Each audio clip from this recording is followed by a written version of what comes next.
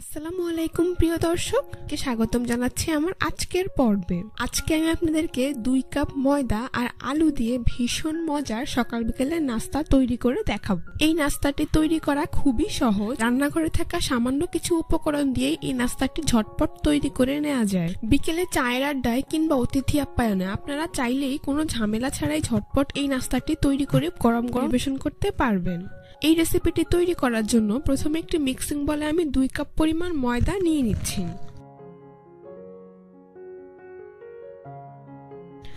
তারপর এর মধ্যে দিয়ে দিচ্ছি স্বাদমতো লবণ, দিয়ে দিচ্ছি 2 টেবিল চামচ পরিমাণ সয়াবিন তেল। এবার সবগুলো উপকরণ একসাথে খুব ভালো করে মিশিয়ে নিচ্ছি। এখানে কিছুটা সময় নিয়ে ময়দা তেলের সাথে মিশিয়ে নিতে হবে। ময়ানটা যত ভালো হবে নাস্তাটা তত বেশি ক্রিস্পি এবং মজাদার হবে। দেখবেন ময়দা হাত দিয়ে মুঠো করলে এভাবে দলা পেকে যায়, তাহলে বুঝতে হবে ময়দা পারফেক্টলি মাখানো হয়ে গিয়েছে। এখন এর মধ্যে অল্প অল্প করে পানি অ্যাড করে মোটামুটি সফট একটি ডো তৈরি করে নিচ্ছি।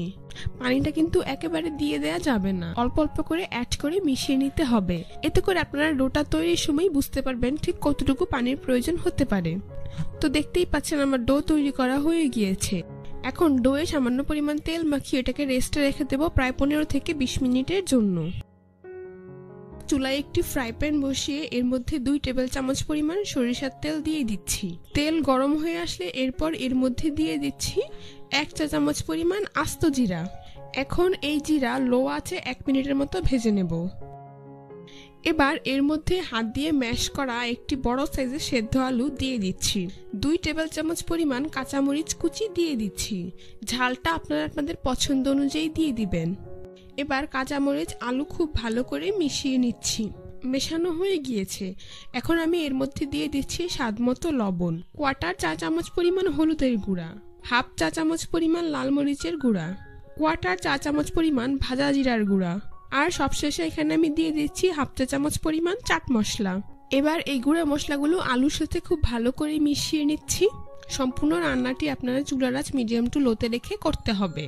সবগুলো উপকরণ একসাথে মিশানো হয়ে গেলে এবার আলুটাকে 3 থেকে 4 মিনিটের মতো ভেজে নিচ্ছি। এ পর্যায়ে আমি এর মধ্যে দিয়ে দিচ্ছি 2 টেবিল চামচ পরিমাণ ধনিয়া পাতা কুচি। ধনিয়া পাতা আলুর সাথে খুব ভালো করে মিশিয়ে নিচ্ছি। মেশানো হয়ে গিয়েছে, বন্ধ করে এটাকে একটি বলে নিয়ে নিচ্ছি।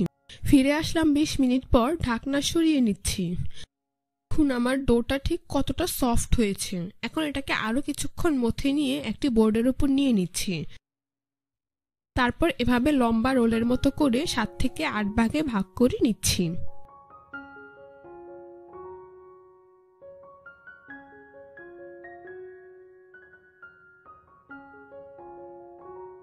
তারপর এখান থেকে একটি লেচি নিয়ে এভাবে গোল বলের মতো তৈরি করে নিতে হবে। এই তো দেখুন আমার একটি গোল বল তৈরি করা হয়ে গিয়েছে। এটা বলে উঠিয়ে নিচ্ছি। একইভাবে আমি সবগুলো বল তৈরি করে নিয়েছি। এখন এখান থেকে একটি বল বোর্ডের উপর নিয়ে নিচ্ছি। বাকিগুলোকে ঢাকনা দিয়ে ঢেকে রেখে দেব। এর উপরে সামান্য পরিমাণ ময়দা ছিটিয়ে পাতলা একটি রুটি তৈরি করে নিচ্ছি। রুটিটাকে যতটা সম্ভব পাতলা করে বেলে নিতে হবে।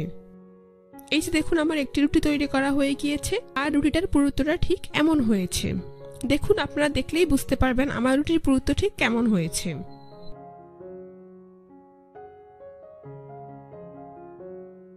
একইভাবে আমি সবগুলো রুটি তৈরি করে নিয়েছি। এখন অন্য একটি মিক্সিং বলে আমি 2 টেবিল চামচ পরিমাণ ময়দা নিয়ে নিচ্ছি। তারপর এর মধ্যে দিয়ে দিচ্ছি 2 টেবিল চামচ পরিমাণ সয়াবিন তেল। ময়দা তেলের সাথে খুব ভালো করে মিশিয়ে একটি পাতলা ব্যাটার তৈরি করে নিচ্ছি। আপনাদের যদি ব্যাটারটা কিছুটা ঘন মনে হয় তাহলে আপনারা এর মধ্যে আরো কিছুটা তেল অ্যাড করে নেবেন। দেখুন আমার ব্যাটারটা তৈরি করা হয়ে গিয়েছে, আর এর ঘনত্ব ঠিক এমন হয়েছে। এখন আমি বোর্ডের উপর একটি রুটি নিয়ে নিচ্ছি। এর উপর তৈরি করে রাখা তেল ময়দার মিশ্রণ এভাবে দিয়ে দিচ্ছি। তেল ময়দার মিশ্রণ হাত দিয়ে এভাবে পুরো রুটিতে লাগিয়ে নিচ্ছি। তো সম্পূর্ণ মিশ্রণটি পুরো রুটিতে খুব ভালো করে লাগিয়ে নিয়েছি। এখন এর উপর আরেকটি রুটি দিয়ে দিচ্ছি। হালকা হাতে চেপে পুরো রুটিটাকে সেট করে দিতে হবে। এরপর এর উপরে আবারও ময়দা তেলের মিশ্রণ দিয়ে হাত দিয়ে পুরো রুটিতে লাগিয়ে নিচ্ছি। তেলের মিশ্রণ পুরো রুটিতে লাগানো হয়ে গেলে একইভাবে এর উপর আরো একটি রুটি দিয়ে দিচ্ছি।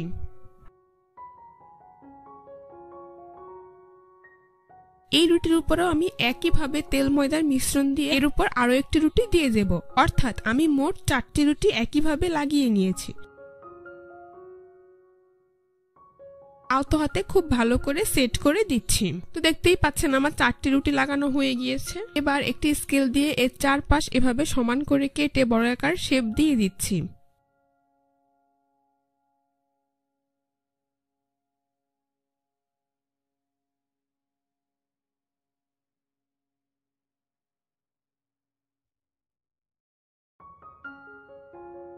অতিরিক্ত অংশগুলো সরিয়ে নিচ্ছি।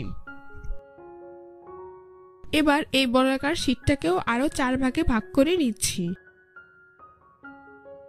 এই দেখুন আমার শীটটাকে 4 ভাগে ভাগ করা হয়ে গিয়েছে। এখন এখান থেকে একটি শীট নিয়ে প্রথমে এর চারপাশে আঙ্গুল দিয়ে এভাবে পানি লাগিয়ে নিচ্ছি। তারপর এর মাঝে পরিমাণ মতো আলুর পুর দিয়ে দিচ্ছি। পুর দেওয়া হয়ে গেলে এবার আমি এভাবে 2 কোণা লাগিয়ে নিচ্ছি। খুব ভালো করে চেপে সিল করে দিতে হবে, তা না হলে ভাজার সময় নাস্তাটি খুলে যেতে পারে। তারপর বাকি 2 পাশও একইভাবে টেনে এর উপরে সিল করে দিচ্ছি। 4 কোণায় এই ফাঁকা সাইডগুলো হাত দিয়ে খুব ভালো করে সিল করে দিতে হবে। আপনারা একটু খেয়াল করলেই বুঝতে পারবেন কাজটা আমি ঠিক কিভাবে করছি। এই যে দেখুন আমার একটি নাস্তা তৈরি করা হয়ে গিয়েছে। একইভাবে আমি আরো একটি নাস্তা তৈরি করে আপনাদের দেখিয়ে দিচ্ছি। নাস্তাটি তৈরির সময় অবশ্যই এর সাইডে খুব ভালো করে পানি লাগিয়ে নেবেন। নাস্তাটি সিল করার সময় খুব ভালো করে চেপে সিল করে দিতে হবে।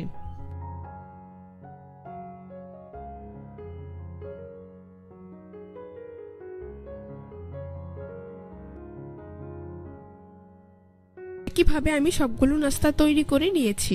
এবার নাস্তাগুলোকে ভাজার জন্য চলে যাচ্ছি। অন্য চুলে একটি প্যানে পরিমাণ মতো তেল দিয়ে তা মিডিয়াম হিটে গরম করে নিয়েছি। গরম তেলে একে একে নাস্তাগুলোকে দিয়ে দিচ্ছি। তো আমার এক পাশ ভাজা হয়ে গিয়েছে, আমি নাস্তাগুলোকে উল্টে দিচ্ছি। আঁচ মিডিয়াম টু লোতে রেখে নাস্তাগুলোকে উল্টে পাল্টে গোল্ডেন ব্রাউন কালার এবং মুচমুচে করে ভেজে নিতে হবে। দেখতেই পাচ্ছেন আমার নাস্তাগুলো ভাজা হয়ে গিয়েছে, খুব সুন্দর কালার চলে এসেছে। এখন তেল ছেঁকে এগুলোকে নাস্তার প্লেটে নিয়ে নিচ্ছি।